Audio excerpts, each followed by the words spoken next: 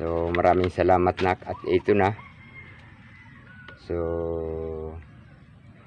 wala lang akong ibang masasabi sa iyo nak. Maraming salamat, at lagi kang mag-iingat diyan sa iyong kinaroroonan, at sana maging matagumpay ka sa anumang mga hangarin mo sa buhay. At siyempre patuloy kang ipagdarasal ng iyong papa.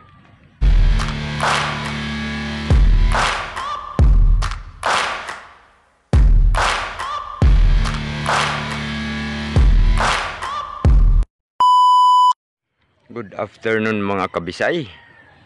Mega love shout out sa inyong lahat. Ito na naman tayo sa aking mga halaman na medyo problematic ng kaunti, pero okay lang dahil hindi naman ito masyadong kalakihang problema, pero papunta na ito sa pagbaba ng kanyang bunga or pagminus ng kanyang pagbubunga, dahil merong kaunting pagbabago ang ating mga dahon ng ampalaya na sa ngayon ay unti-unting pumipino. Ayan, kung makikita nyo mga kabisay, ay nagmamalunggay ang ating ampalaya dahil medyo nasubrahan sa hangin at sobrang init. Kaya ayan, ang kanyang dahon ay medyo nagmamalunggay. At ayan mga kabisay, ay wala ng solusyon. Hintayin na lang natin na gumulang itong kanyang mga bunga. At medyo nagbabadya na yan ng alam na dis. Pag makapagdesisyon ng inyong taybisay ay isahan lang. At ayan, kung makikita nyo, ay medyo pinong-pino na ang kanyang mga dahon. Dahil sa sobrang init, palaging mahangin, kaya ayan. Kung makikita nyo, kita baga? Ayan no. Pinong-pino na ang kanyang mga dahon mga kabisay. Oh. At walang ibang solusyon dyan kundi sila'y bunutin pag magulang na yung kanyang mga bunga. Siguro pag pinitas natin yan, alam na ang desisyon dyan ni taybisay. So ang ating panahon ang may likha, so wala tayong magagawa. Meron naman sana tayong mga pinamiling gamot dahil nakaawaan ako ng aking panganay at binigyan ako ng pambili ng mga gamot. Ang problema, may konting balakid naman sa ating mga ampalaya, pero dito sa bandang ito okay ito, walang problema dito. At tayo ay patuloy na magmumonitor nito, na sa awa ng Diyos naman ay mayroong mga panibagong bunga. At ayan, kung makikita nyo, ayan. So thanks God, kahit medyo problematic ng kaunti, ay talagang ganyan ang magiging resulta ng halaman pag hindi maganda ang takbo ng ating panahon. So sabihin mang wrong timing ang tanim natin, pero kahit papano may blessing tayong natatanggap ng paunti-unti. So ayan, at nakapagpitas na rin tayo at nagkaroon ng kaunting blessing. At ayan, dinagdagan ko sa ibinigay ng aking anak na pambili ng mga gamot. So dito sana ito ay wag mahawa dahil ang gaganda ng mga tubo nila at medyo nakakatuwang tingnan dahil kahit papano ay hindi sila apektado sa hangin at lakas ng init. So tuloy-tuloy ang kanilang garbo.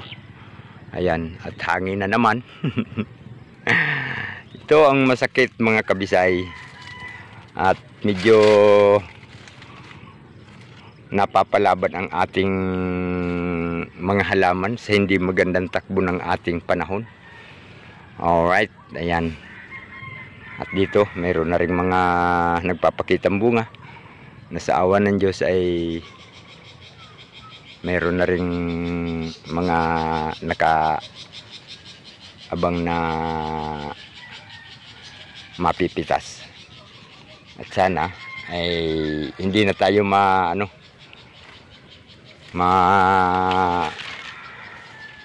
ng fruit fly dahil meron na tayong pandipinsa. So ipakikita ko sa inyo mamaya mga kabisay ang aking mga pinamili, dahil nagpapasalamat ako na napakabait ng aking anak at binigyan niya ako ng pambili ng pandipinsa dito sa aking mga halaman na kahit papano ay nagkaroon na ng mga pangitain na magandang biyaya. Ayan, kung makikita nyo, ayan, dubli-dubli na sa bawat sanga, meron na. Ayan, at sa awa ng Diyos, sana naman ay wag itong mahawa nung sumisibol na hindi magandang kaganapan doon sa kabilang area. At ayan, medyo malalaki-laki na rin ang kanyang mga bunga at sunod-sunod pagsimula sa baba. Ayan, at di nga lang maiwasan mga kabisay ang mayroong mamarako. Ayan, ibinagsak ko na yung namarako. Yan ay hindi mamumunga mga kabisay, pero ang talbos niyan ay mapapakinabangan ko dahil siguro bukas mananalbos ako. At dito naman, ayan nanggarbo na ang aking mga huling tanim na ampalaya. At dito meron na silang mga malalapit ng pitasin. Ayan, so meron na doon, at doon sa unahan meron na lahat. So thanks God. Ayan. At dito naman sa aking mga talong mga kabisay, sa awa ng Diyos ay ayan, at medyo litaw na sila at kitang-kita na ang kanilang mga dahon. Ayan, at medyo masaya na ako dahil may pamproteksyon na ako sa kanila. So mamaya ipapakita ko sa inyo ang mga pinamili kong proteksyon para dito sa talong, okra, at siyempre kasama na rin yung bago nating tanim na ampalaya, yung namumunga na rin. Pero ano pa lang yan mga kabisay, mahigit pa lang 1 buwan. So ito naman ay itinanim ko ito nung pizza G's ng March. So pizza 3 ngayon. Ibig sabihin ay 24 days na sila. At ayan, sa awa ng Diyos, ang ating okra ay ang bilis. Sa edad na 24 days, ayan na sila. At medyo nasasalikop na, mag-aabot na ang kanilang mga dahon. At ito, ayan, ang ating mga talong ay humahabol na rin. So, maganda ang sibol nila ngayon dahil naaalagaan sa dilig kahit medyo mainit. Kahit papano ay ano natin sa dilig. At ito naman ang aking mga huling itinanim na okra na sa ngayon mga kabisay ay sabi ko sa inyo after 4 days ay ipapakita ko sa inyo at may sibol na. So ayan, at mayroon na mga kabisay, ayan mayroon na lahat yan, at papunta doon lahat na yan may sibol na mga kabisay. Hindi ko nga lang pwedeng isa-isahin kasi aabot tayo ng siyam-siyam pag inisa-isa ko pa. At yung aking huling itinanim na talong na under observation mga kabisay, kasi kaya natawag kong under observation itong mga kabisay. Itong linyang ito masyado nang malapit sa kawayan kasi mga kabisay. Ayan ang kawayan at medyo malapit siya. So karamihan kasi naming halaman pag nasa malapit ng kawayan ay medyo mabagal ang tubo at hindi hindi gumaganda. So aking obserbahan ito. Bali 11 puno yan na sinubukan kong itanim dito sa malapit sa kawayan. So titingnan ko lang kung ano ang magiging resulta. Bali 1 week na itong itinanim ko mga kabisay. At ayan, medyo buhay naman sila, pero hindi ko pa nakikita ang magandang kilos nila. Wala pa silang masyadong ipinagbago simula nung itanim.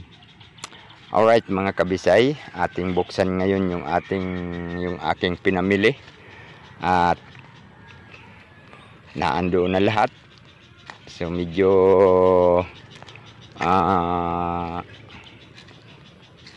tipid lang yung pagkakapamili ko dahil ang sinigurado ko lang talaga mga kabisay yung pamproteksyon natin sa ating mga halaman, na sana ay wag dapuan ng anumang anong tawag dito, sakit, lalo na ngayong tag-araw na medyo masilan ang mga halaman. Alright, let's go mga kabisay. So ayan mga kabisay, at atin ang buksan itong aking pinamili ngayon ng mga insecticide. Kasama na rin yung fertilizer nito mga kabisay. Ayan, at ang unahin natin ay ito. May kasama pa to siyang kuan. At ito mga kabisay ay para sa ampalaya. Class 25 2.5 BC. At ito mga kabisay ay para sa ampalaya, sa pangdepensa sa fruit fly, para hindi siya atakihin. So ito mga kabisay ay 420 ang bili ko dito sa maliit na garapang ito. Ayan, at meron siyang kasamang anong tawag dito, takalan, bali hanggang 30 ml. At ito naman yung garnet para sa talong, ito mga kabisay. At ito ang pang sa talong, para sa uod, fruit fly, ano pa, uod, fruit fly, dala nito, at sa iba pang insekto. Ayan, at meron pa tayo ditong isa na armatura, bali pulyard ito mga kabisay, pampaganda ng ating halaman, pampaganda ng ating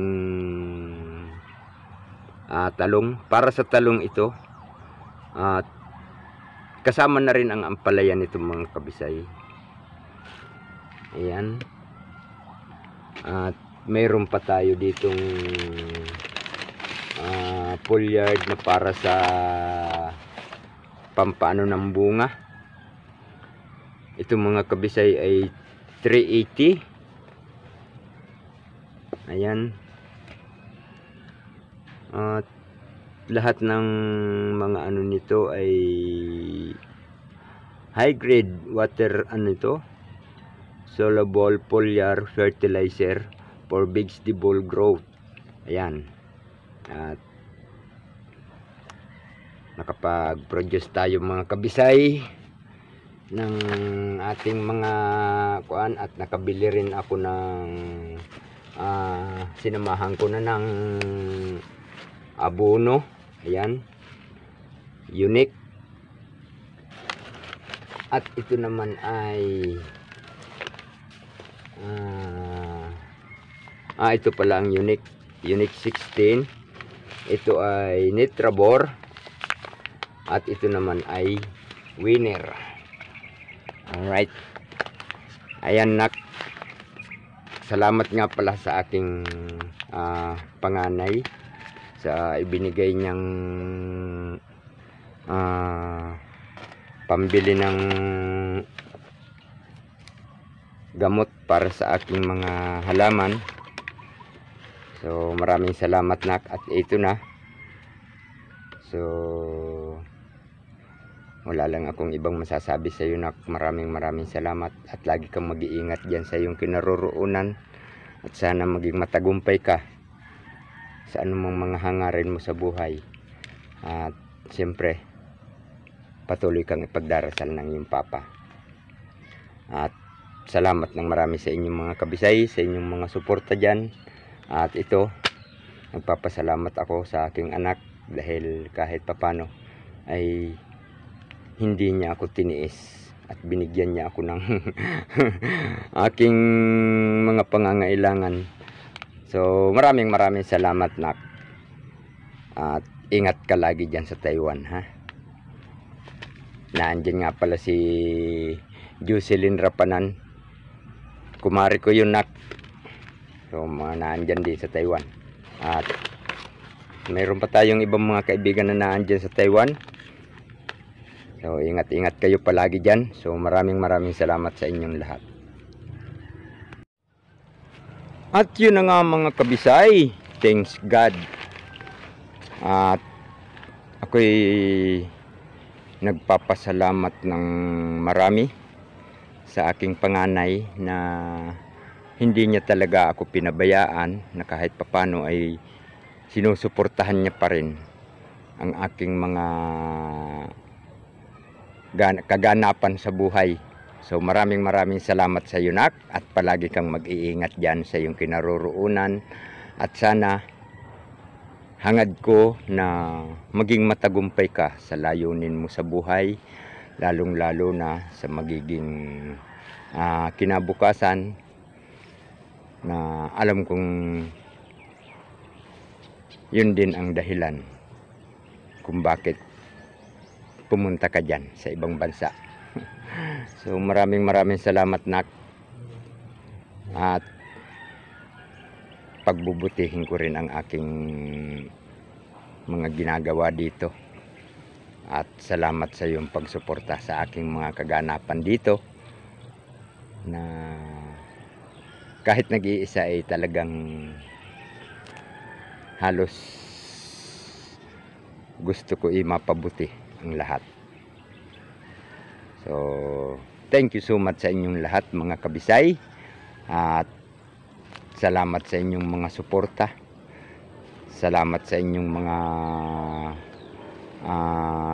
pagsama dito sa aking mga kaganapan sa kapaligiran.